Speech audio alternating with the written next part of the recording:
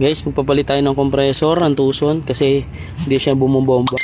Tucson na 2010 4 bracket 6PK doon. Yan. Ano siya?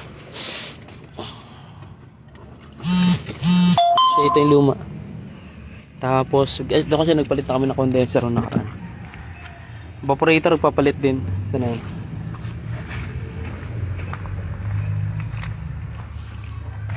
Ngayon, binabaklas yung dashboard. Ito kay Sir JP to eh. Sakyan. Home service dito sa ano. Teka. Ito. Ito na yung expansion valve.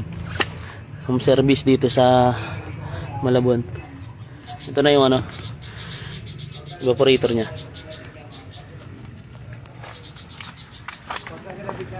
Yun lang. Ito na.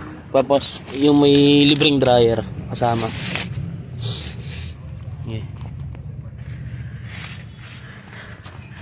Yung sa mga magpapakabit, mag-message lang kayo or magpapacheck ng aircon.